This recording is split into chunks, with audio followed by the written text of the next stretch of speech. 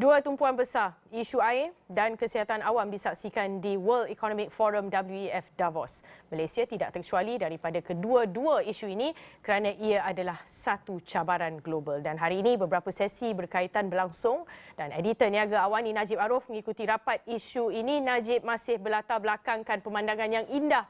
Itu yang kita nak tahu, apa agaknya isu-isu yang berbangkit pada hari ini kerana Najib berjaya ataupun masuk ataupun mengikuti rapat isu-isu yang di sana. Najib. Baik, Jasmine, latar belakang ini indah. Ini adalah berhadapan dengan Media Village, tempat perkumpulan rakan-rakan media antarabangsa masuk Islamwani. Di belakang saya sebenarnya, ini terlebih dahulu, di belakang saya ini adalah Kongres. Ini adalah Kongres utama, tempat berlangsungnya segala perdebatan, diskusi, dialog yang disusun melibatkan pelbagai topik. Dan antara topik yang menjadi tumpuan pada hari ini sudah pasti adalah isu berkaitan dengan isu air dan juga isu kesihatan awam. Baik, isu air terlebih dahulu. Mengapa keadaan ini penting dibincangkan di WEF Davos 2022?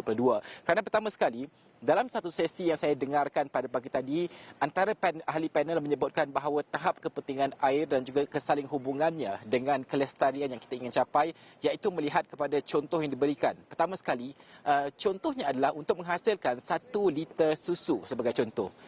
Keseluruhan proses itu memerlukan 600 liter air. Bukan itu sahaja, kalau kita melihat usaha kelestarian, kenderaan yang menggunakan elektrik sebagai contoh dan juga bateri untuk menghasilkan lithium. Untuk bateri kenderaan elektrik sebagai contoh memerlukan 2 juta liter air untuk 1 kilo lithium. Itulah betapa besarnya peranan air dan ia saling berhubung dengan usaha kelestarian yang dijalankan di peringkat antarabangsa dan juga global. Dan ini bermakna kelestarian ini tidak boleh tidak hanya bersifat begitu rapat sekali dengan sumber air dan juga pengurusan air yang lebih baik, dan juga sudah pasti approach dan juga langkah kita harus bersifat terangkum melihat kepada semua aspek dan juga pihak yang terlibat. Salah seorang panel dalam sesi tersebut berkaitan dengan pengurusan air ini iaitu yang merupakan Menteri Kanan Singapura, Tharman Shanmugaratnam, dan juga beliau dalam sesi tersebut mengatakan bahawa di peringkat global, negara serata dunia memerlukan penyelesaian yang tuntas, konkret dan praktikal dalam pengurusan air. Itu yang paling penting sekali, dan kuncinya adalah soal governance, tadbir urus di setiap peringkat, bukan sahaja di peringkat kerajaan, malah di peringkat kerajaan tempatan, corporate dan pemimpin masyarakat sivil sebagai contoh. Ini memerlukan kerjasama yang erat, dan juga beliau memberikan contoh bahawa negara berpendapatan rendah dan juga negara sederhana sebagai contoh memerlukan sekurang-kurangnya $300 bilion setiap tahun untuk membawa inovasi pengurusan air. Ini bukan inovasi baru, inovasi yang sudah sedia ada untuk mewujudkan skala dalam inovasi tersebut. 300 bilion, ini adalah angka yang besar dan juga pelaburan ini harus dipertingkatkan. Saya nak anda semua dengar sedikit apa yang dikatakan oleh beliau. And to do that, we need governance changes at every level. This is not the responsibility of a water official or water ministry. It is a whole of government responsibility. In Singapore, not that I want to dwell on my own country's experience, every quarter, the entire cabinet gets a report on water. It's not the responsibility of just the ministry in charge of the environment. The entire cabinet gets a report on water, and the Prime Minister, starting from our first Prime Minister, takes deep interest in it, and there's an exchange on the report, the latest metrics, what's happening here, how do we solve the latest problem. It's a whole of government approach. We were vulnerable, like the Dutch were historically. And necessity is not just the mother of invention, but the mother of governance, of solution-oriented, whole of government governance.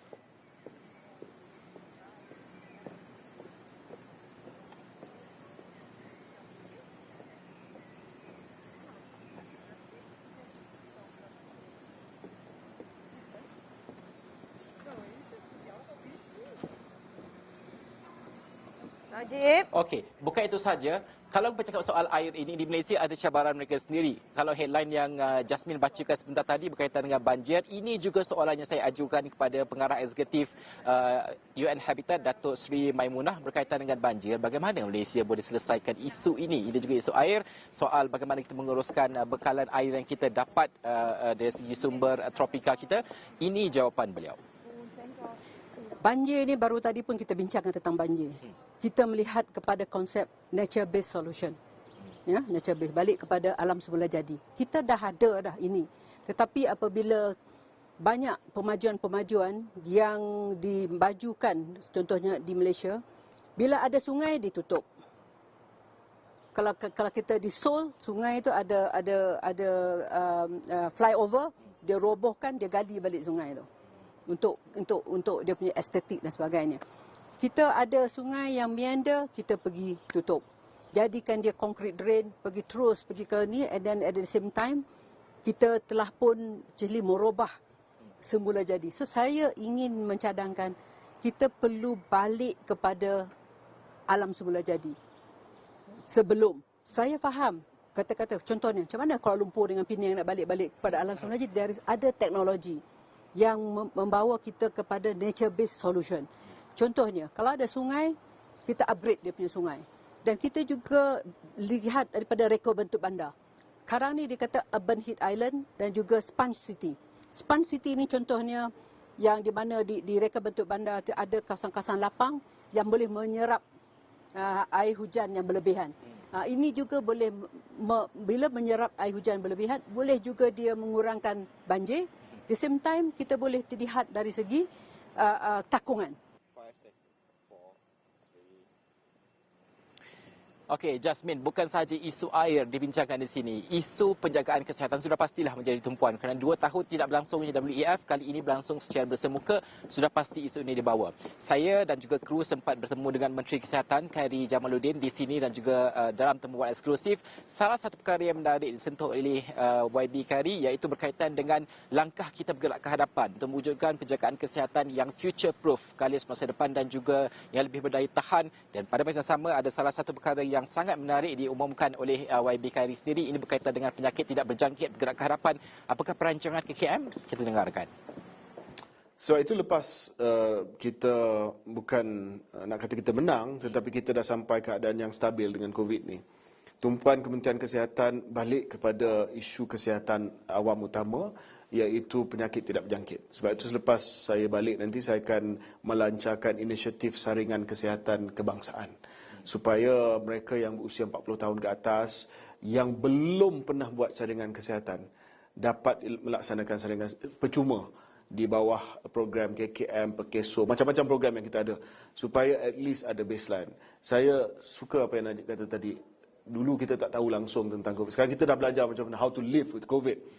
Maknanya kita dah ada kesedaran tentang kesihatan. So why not kita ada kesedaran tentang kesihatan kita yang tidak ada kaitan dengan COVID, blood sugar level kita, blood pressure kita dan sebagainya, supaya langkah pertama ke arah kesihatan yang lebih baik.